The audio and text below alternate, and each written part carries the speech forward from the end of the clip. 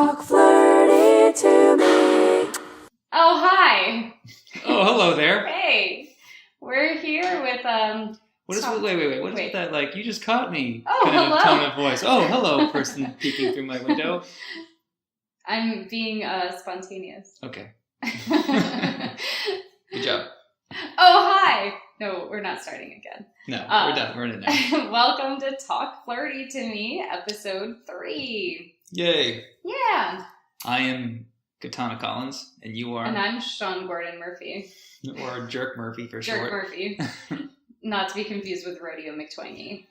From Romania? Is that right? If there is ever a human named Rodeo McTwangy who lives in Romania, I owe someone a lot of money because I would bet my life that there is not a human. Yeah. A Romanian human named that. If he was in Romania and went all the way into this identity, wore the hat, had a horse, rode around Romania, called himself that, it'd be pretty impressive. Like, he obviously wants that lifestyle. I think badly. take even Romania out of this equation. If True. anyone out there is named Rodeo McTwangy, contact us because I will have you on the show. But especially if you're in Romania. Especially if you're in Romania. And I mean, if you're not a country singer, I'm going to be wildly disappointed. I'm trying to think of a way to do a Dracula voice with a cowboy, and I'm not coming up with anything. I want to sing the blues.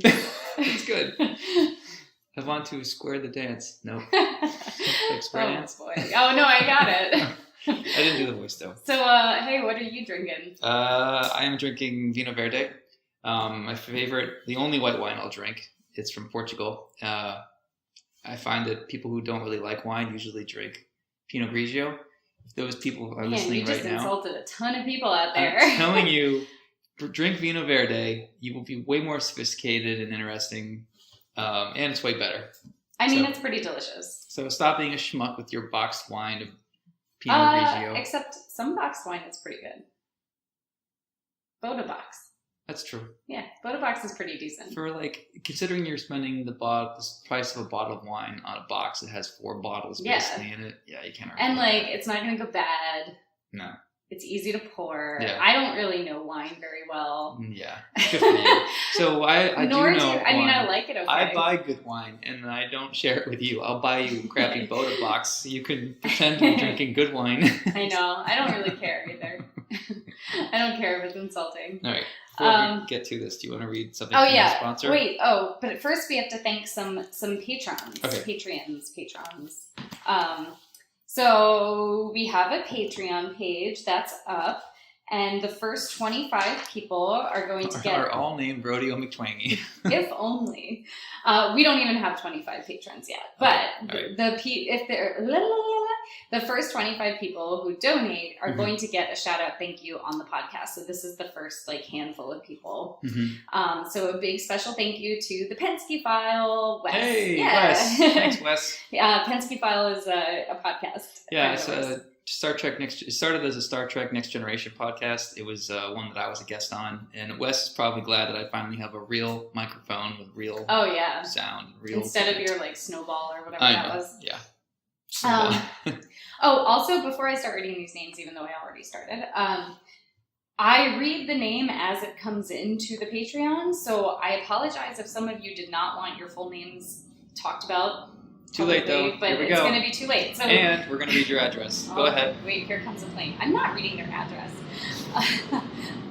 Stupid planes. It's funny. I worry. There's a lot of people in Portland who know that there's a Batman artist here, and I don't want to post any photos of the house or where the cars are, and I know it's a matter of time before people figure out where I live. I know I'm paranoid. You think they're going to triangulate? But with the flight path, they're going to be like, okay, flight 347 was landing at 6:45. The flight path by this decibel should be 300 feet above the earth. Any homes along this flight path? Right. There's a lot of homes. If someone can pinpoint me based on the sounds that a plane is of a certain type is making, they deserve to kill me. Oh God, don't say that. I'll be like, how'd you find me? And they'll lay out this mathematical genius plan. I'll be like, it's pretty good. You're all right, really smart. Pull the trigger.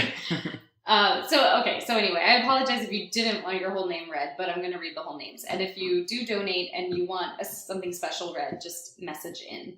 So special thank you to the Penske File, as we said, Wes, Michael S., Jason M. Gavril, Chris Nichols, Tony Donnelly, Mason Cook, and Lucy Sousa. Hey, Lucy, Lucy. my Portuguese mama. Your Portuguese mother. That's right. And the second time I'm mentioning Portugal in this episode. Oh, yeah, because of the Vino Verde. That's right, yeah. The story with Lucy is I don't really get along with my parents. And I was at a show once, and I met Lucy and her son, who wants to get into comics. I've known them for years now. He's in comics, right? At Well, this he's in point, at the comics now, time, yeah. he wanted to get in. Yeah. Cody Sousa is sort of a friend of mine. He is a friend of mine. Sort of. No. Don't tell him, but he's not really a friend. Oh, Anyway, man. I remember meeting his mom, who's always lovely. Brings me Portuguese sausage called linguiça, cheese. I think her She parents... made bread. I feel like she brought us bread that she made. Yeah. It was delicious. At first I thought that it might all be poisoned, but I survived, so I assume. Although I did have a lot of diarrhea. Oh my god, do you want me to cut that out? Nope. Oh, Lord. Just leave it the way it is. Wow, you are getting really honest I with your feel like peeps. Portuguese people know exactly what I'm talking about.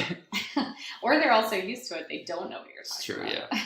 But I remember telling her, you're like my Portuguese mom. She's like, what? I'm like, well, I don't really get along with my real mom. And she asked me for a story, so I told her whatever was on my mind. And she was like, oh my God, that's not good. And gave me a huge hug, practically lifted me off the ground. So she's like my convention mom. Yeah, she's always been really sweet and always a big supporter of you. And I'm not a huge disappointment like her real son, I'm sure. Yeah, you are shitting all over poor Cody. If Cody was here, he would laugh his ass off at that. So one of the other fun things we have on our Patreon is what do I call it? The highest tier, the most expensive tier is called the sponsorship tier. And if you are willing to pay that amount, you basically will get once a month ad copy that we will read, and you submit the ad copy to us and we'll read it on the air as a commercial.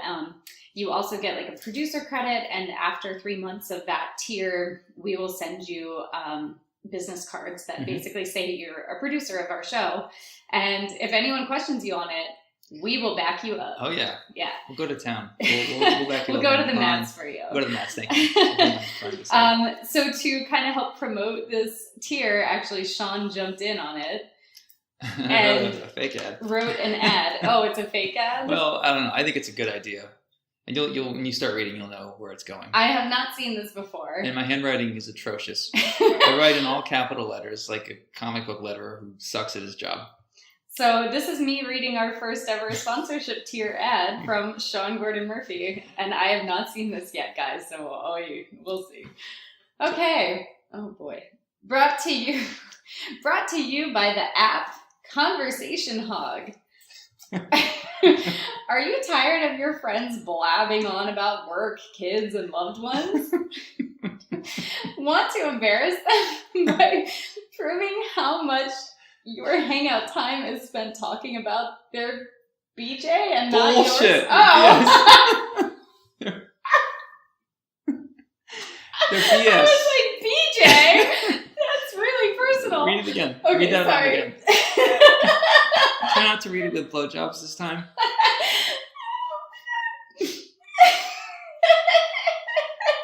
Come on, get it together, Katana. Okay.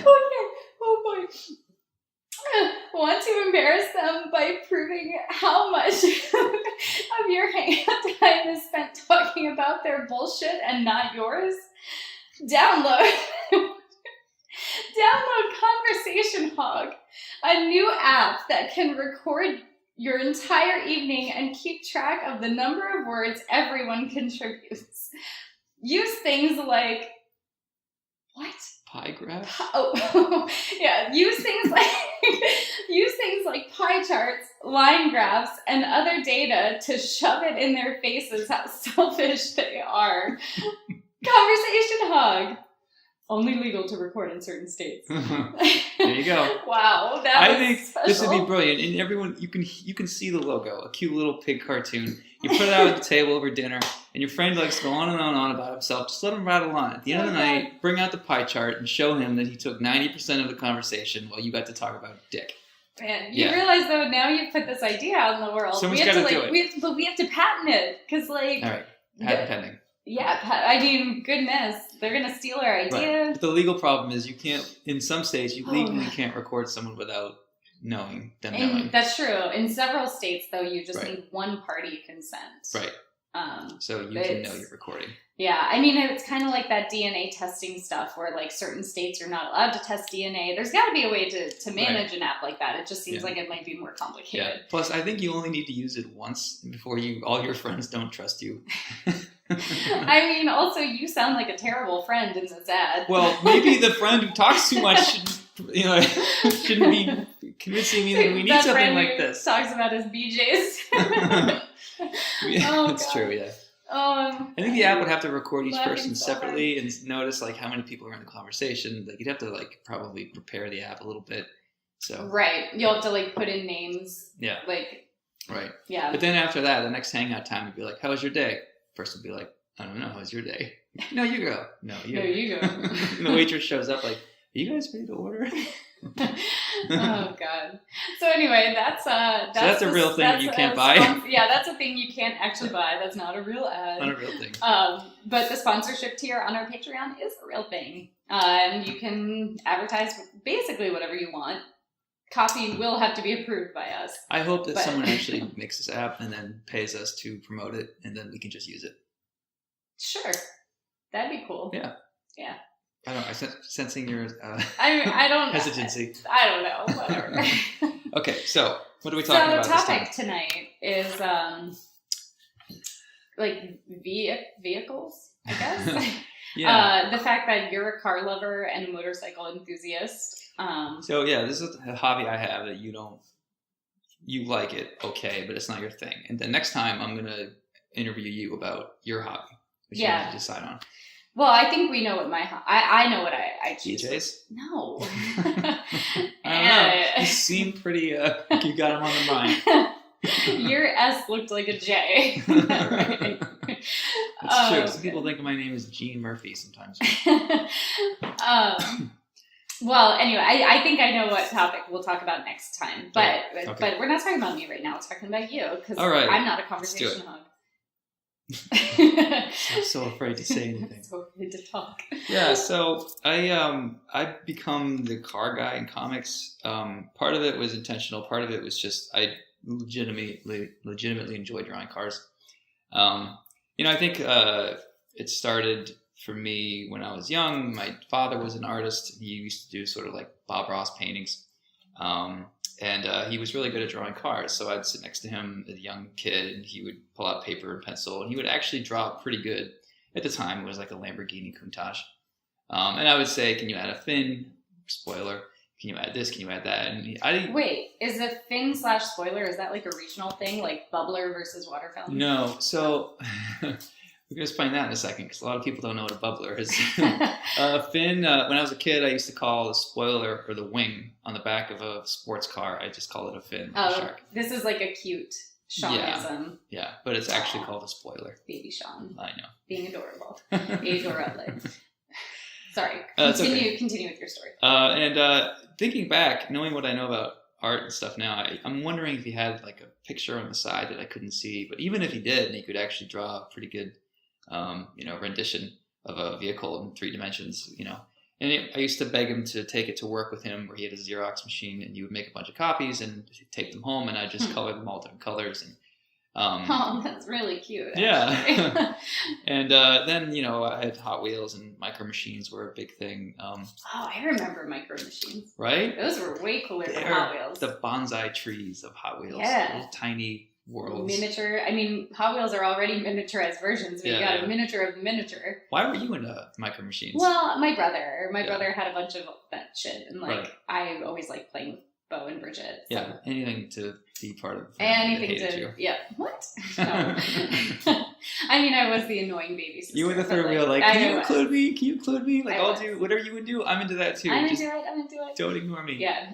And but that's Bo had he had a whole map on the floor for the Micro Machine. Did he have the little gray boxes that opened up, and there was a little kit inside, and you would stick the kit to the back of it, and it came with a car? It was like a little play set. I don't remember. Yeah, okay. That's fine. Yeah. You're already ahead. You get bonus points, bonus sex points for knowing what they are in the first place. Oh my, sex points. And if you get enough of them, guess what you get to give me? Oh boy. Yes. I mean, Yes, wait. Anyway. So then, like any other kid in high school, owning a car is a rite of passage, sense of independence, blah, blah, blah. It's the American U.S. experience or whatever. And I've always been kind of an independent guy anyway. I don't like being told what to do. I like to sort of... comics for me is great because you get to sort of be a world builder and people basically leave you alone. Mm-hmm. So I guess it kind of fit my nature. But then I really got into the math of drawing, like how to draw ellipses in perspective and the perspective of shadows, which is a thing. Mm-hmm. And when I went to SCAD, our college where we met, I wasn't really loving the program and I was sort of bored and I finished my homework early. Sorry, SCAD. So I bought a book on perspective and I would sort of challenge myself after class to sort of like, well, I'm in college, I'm paying all this money, I might as well, learn all this shit. And I really enjoyed learning how wheels worked, how to make a car look like it's touching the road or motorcycles or whatever. Mm-hmm. Most of that stuff is pretty boring to most artists. They hate drawing that stuff. And I teach... Because it's hard or because it's technical or because... Why? I think it's a mix of things. One, I think mostly because it's hard and they don't know how ellipses work. And that includes the ellipse is basically a circle in perspective, so it looks like an oval. So they'll draw a gun and the barrel of the gun is incorrect because they don't understand how the ellipse should fit onto the barrel, so to speak. And the same thing with cars. So I think mostly it's just a hesitancy to draw technical objects, period. And you just see a lot of cars in stories. So anytime a car is in a book, most artists will be like, oh, I don't want to try this, Or they'll zoom in so you don't have to see the tires, try to shortcut it.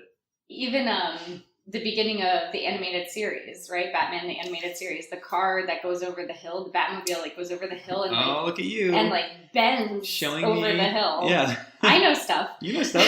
I can't draw it, but it's an episode? I thought it was the credits. It's an episode of the one with Grey Ghost in it, which you've seen. Oh, that's your favorite. And the Batmobile is really long, and they animated it driving over these curvy roads, but the way it curved, it bent like it was made out of rubber. It was like a rubber car going over this hill. It was really funny. It's hilarious. It's quick. Yeah, but it's a fun little patch if you're looking for it. So I think another thing too is my comics people there's sort of a hesitancy about macho team sports type thing and car culture. It's just not something that comics folk tend to enjoy. I hope your people seem to enjoy it. Yeah, well, my friends Dustin Wynn and Joe. And Joe, yeah, absolutely, Joe Delgado, and my friends do enjoy it, but most people really don't like it. Like I remember being at a convention, getting pretty drunk with my friends, and all my friends are 6'4" and taller. And one of my friends picked me up by my nipples from behind. Ow. I know, men are weird, but this is how we bond. I remember screaming and laughing, and we were sort of play fighting, and all the other artists at the convention backed up, and the look in their eyes was oh, these guys are jocks from high school that snuck into our clubhouse. Which is so not you in high school. I know, I'm not. I'm so not. I can't You're believe... the artsy dark weirdo. I know, but in the comics crowd, all my friends in high school were athletes except for me, so I was always the outcast who got to hang out with athletes. So yeah, I think that's part of it too, is this sort of this hesitancy for that sort of thing. And also cars are expensive. A lot of artists live in cities. They can barely afford their rent. They don't have a garage or a parking space. So why would you, imagine yourself in a, any kind of decent car if it's just something that's out of reach, Yeah, and honestly, even in this city, which is a very small city, you don't necessarily worry about bumper to bumper traffic or anything like that. But even in this city, I would be hesitant to every time we go. Yeah. Driving with the BMW, I'm always do we want to leave this parked on the street? Yeah, I feel that way too. Every time a gust of wind or rain, we're the annoying people that park our car in the middle of a far away from the supermarket where Yeah. everyone else is because you don't want a shopping cart to ding it or whatever. Yeah. It's so silly because like part of having a car means enjoying driving Right, it. yeah. And if you're always afraid to drive it and Right. you leave it in your driveway, what is the fucking point of Right. having that car? No, my first car was a yellow Honda Civic CRX, which is a 2-seater sports car. In fact, it's an 88. It was really great, really quick for what it was too. Super cheap. That was a fun car. But because it was bright yellow, it just attracted attention from cops, from people like looking to fuck with it, pour soda on it, or just I got egged once by people I don't even know, and I just got so afraid to leave. I smashed into when I was living in Hollywood, smashed into when I was living in New York, and I just was so afraid to leave that car anywhere. And it wasn't like it was a Jaguar or anything. It was worth $2,500, Yeah. and it just drew attention. So that feeling of leaving your car and your sort of heart's in your throat, like, please don't fuck with this car, please. I don't want to walk out and see something, do something stupid to it. Please leave it in one piece. Speaking of like getting pulled over by cops, how many times have you gotten pulled over? In that car, The I think CRX a lot more. 90% of my pullovers were in that car. Yeah. And one was because of you after the Henry Rollins concert. Oh, I know. So, side story. We were in college. I was on a date with Colleen, who I'm sure I called Diana accidentally. And we drove all the way from Savannah to Atlanta to Yep. see Henry Rollins spoken word, which is such a great show. Yeah. I miss those performances. And you were kind of into it. He's a really intense guy, and after 2.5 hours, it's a lot to take. True. So we finished the show. We get in the car. We're driving down the highway. You have I was feeling punchy. you have two empty water bottles. The thing you guys need to know about me is I get kind of loopy if I'm like tired or like if my adrenaline is going, and I'm more of a night owl than a morning person. Mm-hmm. So this was late. This was like probably midnight, and we've been on the late, road at 80 miles an hour in the dark when you weren't driving. I wasn't driving. I was in the passenger seat, and I had 2 empty water bottles. And I don't know what song was on the radio, but it must have been good. Because I started banging those empty water bottles like I was like the fucking drummer of Whitesnake. The whole inside of the car was a drum. Like the ceiling, the floor, the Sean's mirror, shoulder. the dash, the window. So I'm sort of like, what the hell? It's caught me off guard. I must have swerved a little bit. And pretty soon I noticed the lights behind me. Woo!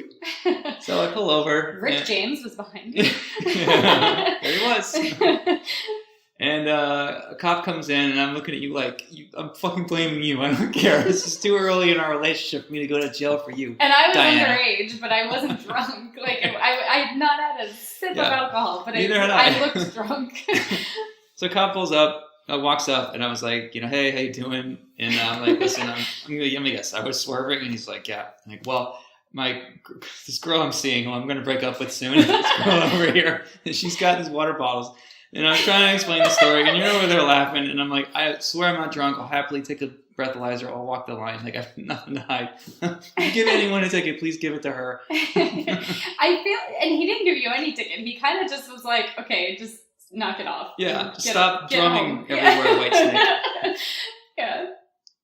So other than that, do you know how many times you've been pulled over, or what for? No, then after I did some dark horse work early in my career, I could afford a new car, so I bought a Ford Ranger, a 98 green manual transmission. This is when I was living in LA.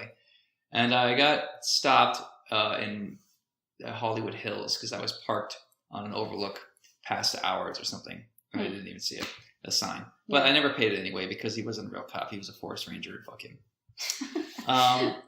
There's currently a warrant out for your arrest. Yeah, and that's very specific also, park. Not to interrupt you, but Sean had told me back when we were in Savannah, he was like, because we all used to get parking tickets like crazy in Savannah. Like, it just was like unavoidable. Yeah.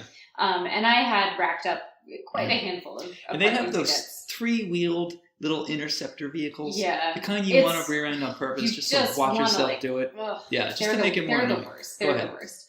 But like, I had racked up a handful of parking tickets, and Sean had told me, because I was an impressionable like 18, 19-year-old, and I believed things that were told to me, and Sean was like, oh, you don't really have to pay those. Like, it's fine. Nothing will happen. I mean, if you get a 3, don't worry about it. If you have like a 5, you might want to Yeah, think like they about started saying. like sending letters and like threatening to boot my car, and then the tickets that would have been like $12 or $10 were like $100 because I didn't pay them. Right. So I had to pay all these like late fees, and I was like, this is the last time I listened to Sean Yeah, I Murphy. still have tickets that I never paid from college. How did you not get booted?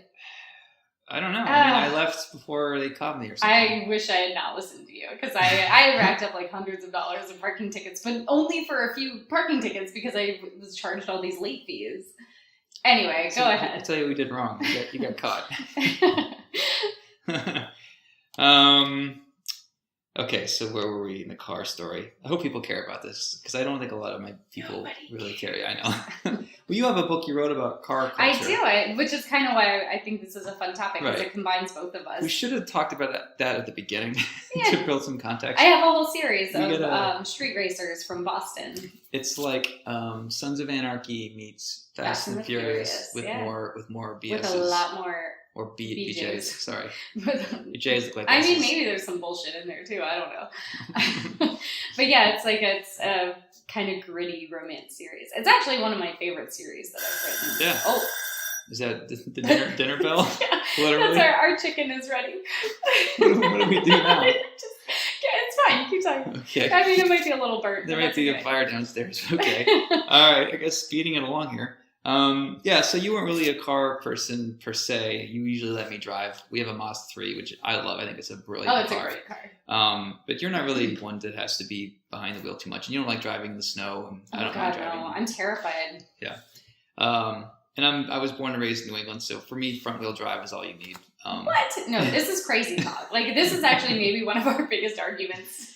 It's like, no, we You want need a Subaru. We need 4-wheel drive. We don't we need live it. in fucking Maine. It's It's fine. snowy like 9 months out of the year. Front wheel drive is better because the tires are pulling the car, so there's no chance of fishtailing. Plus, the weight of the engine is over the front tires themselves, which make it a little bit of planning, a little bit of finesse. You don't need a Subaru. We lived on a hill for a while, and we would watch people struggle up that hill with their front-wheel drive.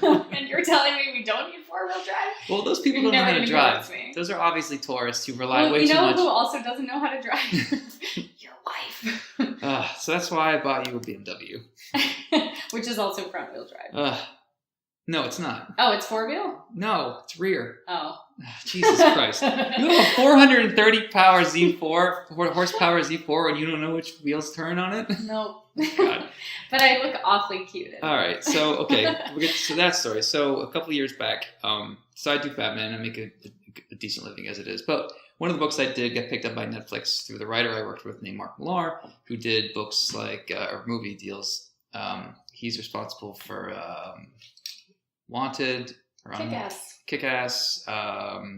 Jupiter's something? Legacy, which is coming through Netflix now.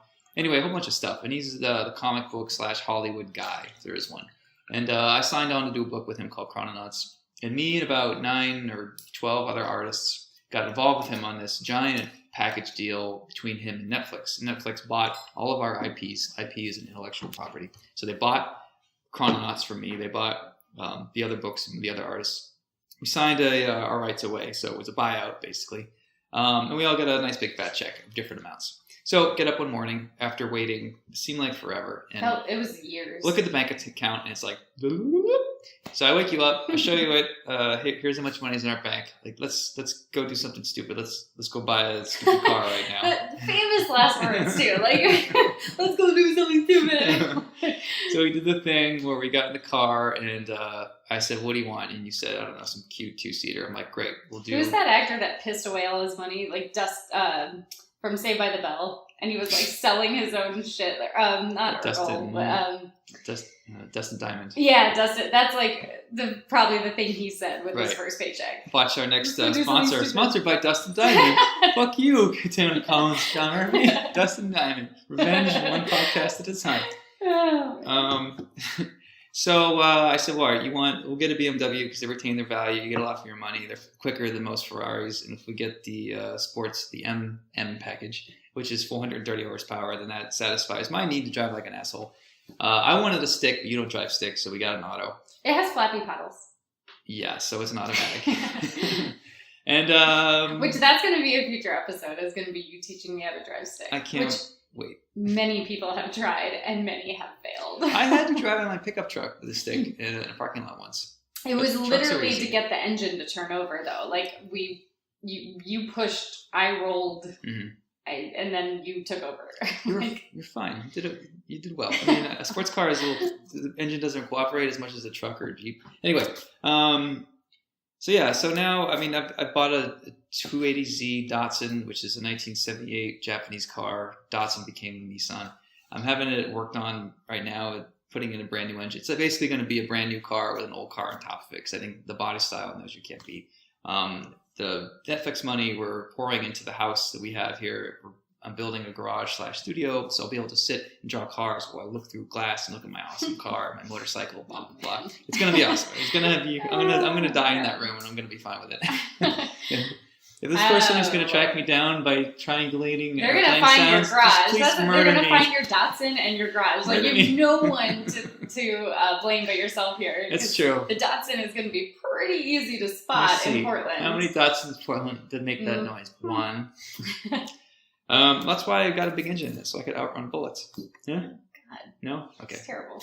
I think that's about it. How many cars have you owned in your life? See, we got when I sold the truck in Brooklyn, we got the Honda. The Honda Fit. Fit. Yeah. Oh, that was a fun little car. It was fun, and we got it because it was easy to park in the city. It can get We banged didn't up. care if it got. Don't get killed, Yeah. I remember buying driving gloves because I really wanted driving gloves, and getting into that Honda it just felt Fit. like even the driving gloves didn't make it faster. Shockingly. Yeah, when we just got the Mazda too, I was like, pickup going onto the highway. Right. I felt so much safer because I was like, oh, I can actually merge with traffic because it's faster. comfortably. Imagine how safe the Datsun will be. Yeah, I although I will say I feel pretty safe merging into traffic with my Beamer. That's true. Yeah. It's quite easy to. I mean, if you put that thing, get if onto you the wrap that highway. thing around a tree, you have like an inline 6 engine in front of you that will protect you, plus airbags, plus modern everything. Let's just not wrap Or any don't. cars around a tree because Well, I'd rather have you on that is one of my bigger fears about you getting such a fast car. Is like, I know you're a good driver, but Well, we broke it down one day. It's not that I don't have skill behind the wheel. It's just that my risk management is off when I your get risk mad. management is not so good sometimes as you get road rage. So, yeah. but maybe that's a whole other episode. We could do Sean and Sean, Katana's how risk he almost management. killed us in Oh my Colin's god, car. he totally almost killed us on my birthday, you guys. Was it your birthday? I think it was the day after my birthday. All right, so it's not as bad. And it was only a couple months ago that we almost lost. But Sean the next Katana. morning, I pulled you aside and I said, Oh, listen, yeah. I'm sorry, that was stupid and blah, blah, blah. Oh yeah, like it was. Yeah. there was I passed no we're other. on a tiny road coming back from Quebec on a tiny logging road with 3 logging trucks in front of us, 3 massive 18-wheelers driving below the speed limit. And I thought I had it. I thought this car is super quick. And I had plenty of space. And just as I was overtaking the second one, a car comes right at us from around the corner. And I pull in between the 2 trucks, which I knew I had space for. But the thing I didn't expect was the truck in front of me to lose part of his load. And suddenly, not a huge piece of wood, but something the size of a large fireplace just fell off and went under a fireplace log, Yeah. not the size of a fireplace. Sorry, yeah. So I had enough sense to swerve to straddle the log because the It was car amazing is that we didn't so die. low. Yeah. But I worried the skid plate. Luckily, it has a skid plate. But it was stupid. I mean, it was a bad move. It was mostly me. I shouldn't have done it, obviously. But that log, I really didn't need that right at the end.